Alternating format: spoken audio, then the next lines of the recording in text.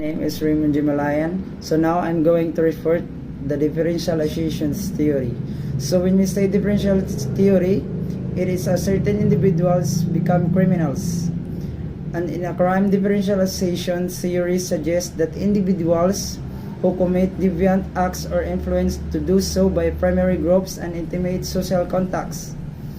The degree of influence on one received from message favoring deviant behavior varies by intensity of priorities. So it is a behavior of a person that commit a crime. Association theory of deviance is provided beginning with a general review of the theory followed by brief explanation of specific assumptions of differential associations theory. A brief summary of a case research developments are provided. Critics of differential associations are nightly throughout the report and further developments of the higher or review. So differential association theory is one of many sociological theories that aims to explain why people deviance acts. So this theory, it explained that the action of individuals was proposed and developed by Edwin Sutherland in the late 2030s and 1940s in response to a critique of a criminology by Michael and Adler.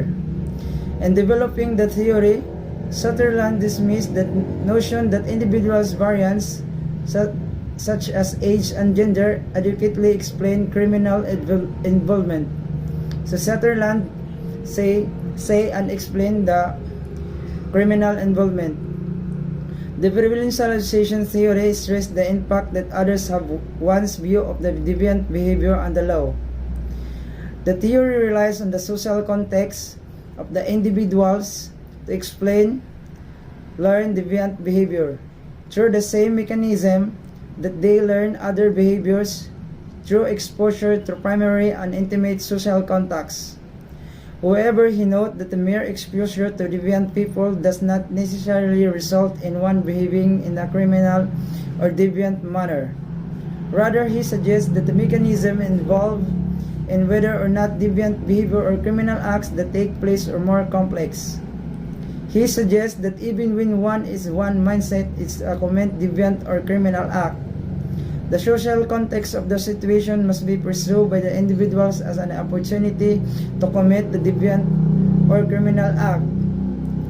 Differential association theory asserts that as one has more definition favorable to the legal system, over definitions and unfavorable to the legal system, one is less likely to be delinquent. Thus, a person becomes delinquent because of an excuses of definitions and unfavorable to violation of law over definition of favorable to violation law. Differential association is a theory based on the social environment and its surroundings, individuals, and the values those individuals gain from significance others in their social environment. It suggests that these definitions are learned through communication with intimate people or groups from who the person learned the techniques, motivation, realization, and attitudes. So differential association theory, it explains that the act of the person or certain individuals becoming criminals. So that's all. Thank you.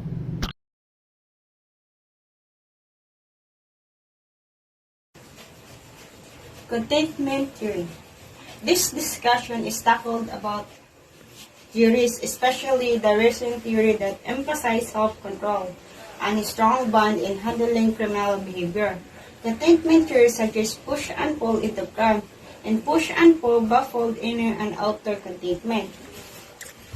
Inner contentment, self-concept, goal orientation, frustration, tolerance, and norm commitment and retention. And to suggest that a variety of the factors push and pull individual into crimes. Pulls, into the other hand, are factors that bring individual to deviant behavior. Inner and outer contentment state that the only monitoring of the individual, no matter what external push and pull they may be subject, get involved in a crime and delinquency. The outer containment consists affect family life and which problem are avoided or handled. The inner containment was the greater emphasis in reckless work internal. Containment involved the ability to withstand and handle the conflict that four main elements of the inner containment include self-concept, goal orientation, frustration, tolerance, and norm rotation. Parabola. Self-concept is the second element of the inner containment. The third element is the frustration to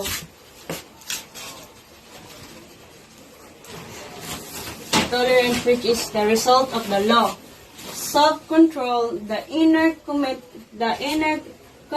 is norm repetition, which means acceptance of the social norms, law, and willingness to comply with such laws. Reckless work also focus on push and pull force as explanation of the divine behavior, including internal push and such as discontent and rebellious, and external pulls such as delinquent. Acquaintance reckless contentment theory give rise to latter control theories, including those of Travis Hirsch's that become dominant in criminology. Good day everyone. So my topic is reckless contentment theory. Reckless realized that urban life contained many temptations to commit crime. He suggested that to commit crime, the individual must break through a combination of outer and inner contentment. We could probably accept the inner contentment is reference to self-control and outer contentment is social controls. He main focus on concern, however, was on inner contentment. Our inner contentment, it was suggest could control our behavior even when our external environment was changing. Yet again, it was the parents who were seen as the most influential source of control and behavior. And this contentment theory consists of inner self controls and outer social controls, such as a personal sense of right and wrong to others who influence the individual that may hide an individual from committing a crime. So, reckless considered the four key factors to be. So, self-concept, good orientation, frustrating tolerance, norms, retention. So, first is self-concept.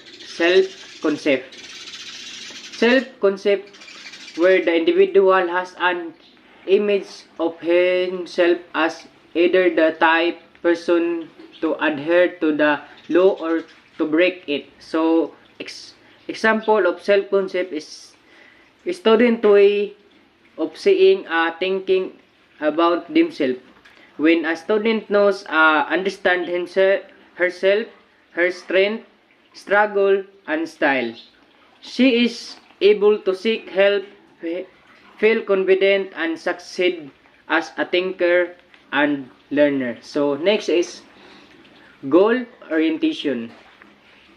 Is reference to a person having a sense of direction in life, a purpose, and aspiration toward a goal which is realistic and achievement in a legitimate ways. So, goal orientation, for example, is a teacher take about focuses on mastery and improvement. The students are likely to adopt mastery goals. However, is a teacher constantly talk about grades, test score, and who is doing the best or the worst in a class, then students are likely to adopt performance goals. Next is frustration tolerance. Consider that there must be biophysical desire that urges towards deviant behavior that are confounded by society frustration, thwarting our success due to the different opportunities available to us. So, last is norm retention. Norm retention, this is the adhere and acceptance of laws, code, norms, custom, and so on. So, that is my topic for today. So, that's all. Good day. I am Sharmi Kilay, and the topic that I discuss is social bond theory. What is social bond theory? If you've been spent much time watching the news or true crime television program, you probably stopped to consider what drives criminals to do things that they do. Perhaps you expanded the truth to consider why they are able to commit an act that you and many others consider incomprehensible. These questions are the foundation of a subfield of sociology known as criminology, and they can often be addressed using what is known as social bond theory.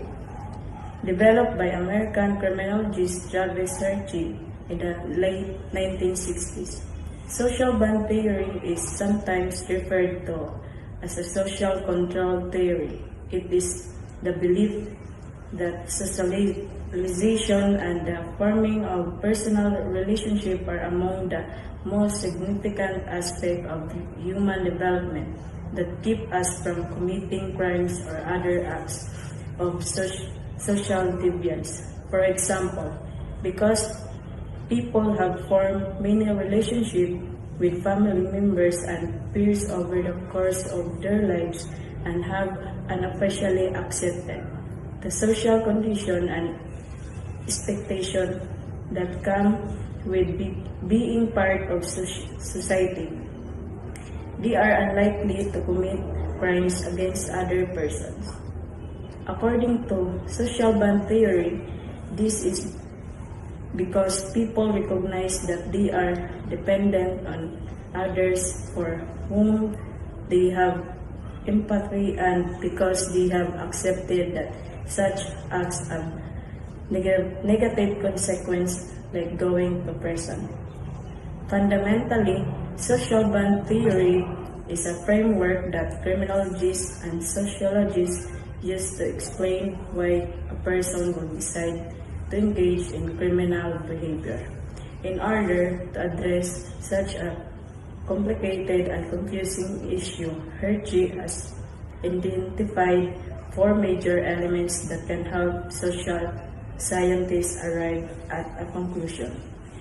It's important to keep in mind that rather than stand alone, these four elements tend that overlap and influence the others. Hi, I'm Jetro Flores. This is the continuation of Ms. Kilay's topic, the social bond theory. Attachment. The first and most important element of social bond theory is attachment, which refers not only to interpersonal relationship but also to social cultural standard. For example, the earliest and most influential attachment that a person can form is which their parent or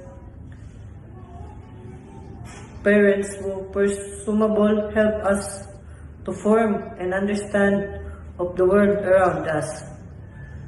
Through this attachment, we learn what to expect from others in our culture and what is expected of us in the return.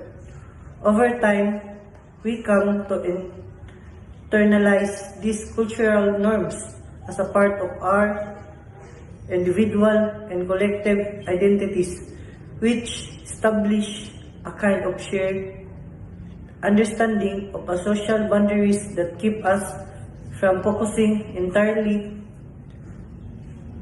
on ourselves or whatever it is that we want at any given moment. A person that not form strong attachment to others, however, may come to feel like an outsiders and therefore will be less likely to internalize or recognize the importance of these social boundaries.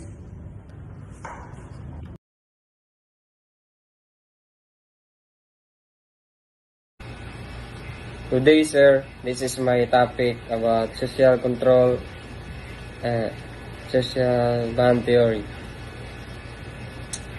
The social band theory was created by Travis Hirschi in 1969.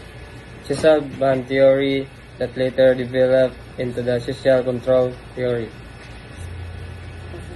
has historically been an interesting way of approaching social problems and how we, in turn, explain them.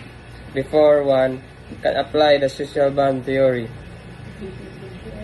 they must first have a firm understanding of its definition, which can accurately described by Hirschi in 1969. As elements of social bonding include attachment to families, commitment to social norms and institutions, involvement in activities, and the belief that these things are important. This theory is rooted and derived from the general theory of crime. The basic difference between the general theory of crime and Hirschi social band theory is the focus on pairs and peer groups of individuals. The four basic elements of social band theory are attachment, commitment, involvement in conventional versus deviant or criminal activities. And lastly, the common value system within an individual society or subgroup.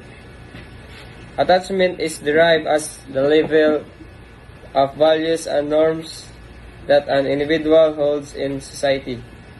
Attachment is especially important when it comes to the person parental figures. According to Hirschi, other attachments such as school play a tremendous role in conventional society.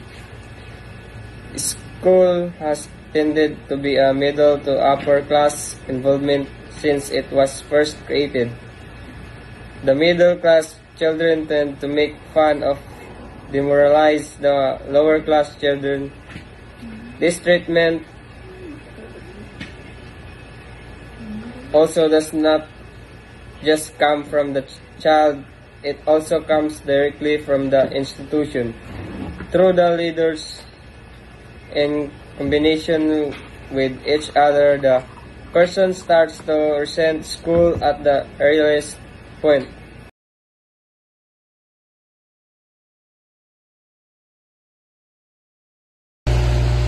Let's start. The result of family ties will result in different blueprint of different people. A strong family could keep them going in the right direction, but too strong could also cause advice and effect. Like many studies, this result have to be taken into case by case basis. Another one of the major weaknesses of social bond theories is the definition that are used to describe the main concept of the theory. The empirical effects of the strict definition or base definition could alter all results that come directly from it. How one definition is represented that another definition is seen can make all the difference all the world. The substance in the case homeless people live and relative occurrence as described above is the studies done early to homeless in America and those of which who suffered from substance abuse. According to Board 1992, it is estimated that 20 out of 10,000 and of the homeless in America as 15 of those lifelong. In recent finding, according to the Nation, the topic of journal selection, a study done by Stephanie Hartwell in 1999 of the University of Massachusetts. The studies will focus on the characteristic of the homeless population in America. Hartwell 2000 has estimated that between 20% and 80% of the homeless in America has a substance abuse problems. Throughout Hartwell year article, she applies Hershey's 1969 social bond theories in a qualitative study of a total of 31 homeless male substance user from a New Hub Haven. The participants were the interview twice. Once in 1992 and record time and 1993. Basically, that results show a none of normative attachment to families and friends, and destination for the little or no commitment to conversational goals or norms. The conclusion of the study found that the use and the sexual attitude of health 1988 and the alcohol and abuse, that alcoholism approximately 20 million Americans abuse drugs and the alcohol. Fisher 1989, Fisher and Bricky 1991, Institute of Medicine 1988, Spener and Leff 1992, and Coney 1995, Associate, and 1989 conclusion of article state and members the homeless. Damu was not considered a shelter for young men, and for this reason, they spent more time on the streets. After going for some times, the men began to participate less the active but drug use. When the men were asked with friends, they tend to always associate with either drugs or alcohol experience.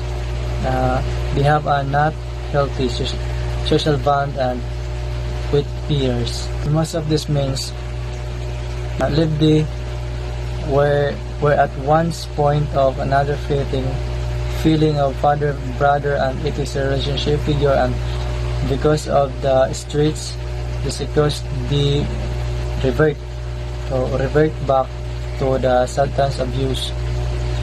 Based on the finding and the direct relation to Hershey 1969 social bond theory is the one can make a decision that there is a supportive correlation between the two. A few ideas can propose to either the control or improve that current homeless agenda in America. So, good evening. This is my report, Life Course Theory. The life course perspective is a broad approach that can be used in a variety of subject matters such as psychology, biology, history, and criminology. As a theory, the denotation establishes the connection between a patterns of life events and the action that human perform. In the criminology field, life course theory is used as a backbone or starting branch for an assortment of other theories that are less broad and more specific. The history of the theory partially stems from the 1920s theorist Karl Mannheim, who wrote the groundbreaking dissertation, The sociological problem of generation, although Mannheim does not explicitly generate a full-fledged theory. He demonstrates the finding of how to human experiences, especially undergone in childhood, shape their ultimate outcome.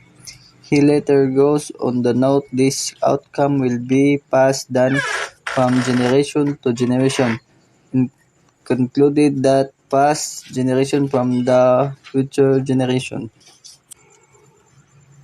For a criminological stance, the aspect of Mannheim's discovery of the importance of influence is the primary focus. Although Mannheim's research helped expand the life course approach generally in the social science field, W. W. I. Thomas and F. Giannacci are the two sociologists credited of having ignited the broad theory that analyzed the lives of Polish peasants of document their discoveries in the Polish peasant in Europe of America. Their sociological approach, the studying the human way of life through a socio-economic standpoint, was one of the first of its kind. Jan Laub and Robert Sampson are two modern criminologists that have worked on future investigate and apply the life course theory to a criminological standpoint. Contemporary criminological approaches to life course theory place emphasis on the factors occurring in each phase of life and how these factors play a role in the participation of criminal behavior. Factors in the childhood stage would include developmental events concerning mainly parental guidance or lack therefore. A common factor throughout childhood is the one-parent household case in which studies have shown because a higher risk for criminal activity later in one's life. The adaptation, the social bonds, and institutional are factors in the adolescent space. When adolescents are able to excel in institutions such as school, church, and community center, they're less likely to resort to criminal activities to occupy their time. Factors for adults include marriage, children, and employment. Adults that are involved with their families and their careers are less likely to pursue crime compared to those who are not. The factors or experiences throughout human life aids in their life course theory attempt to explain why certain individuals are more prone to life of crime, while others have a lower probability those. These factors force consistent interaction between individuals and their surroundings that fundamentally create a particular life style that could lead to life and crime. If these factors are negative in general, the accepted notion is that the factors occurring at a younger stage in life are predominantly influential on crime rates than later life experience as a result of this idea. The life course theory works closely with developmental theories to reinforce explanation of crime occurrence in regards to criticism of the theory. The question that has aroused is whether life course criminology has produced new general theories or rather represent way of pulling in concept and proposition from existing theories that different age of stage of life. That is Ronald Seller, 2009.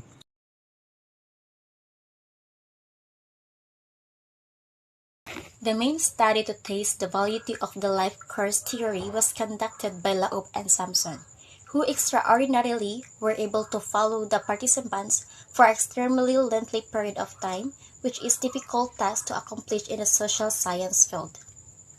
Laub and Sampson were able to use the research brought forth by criminologist Eleanor Glocks to study on the criminal lifestyle in young adults into their investigation.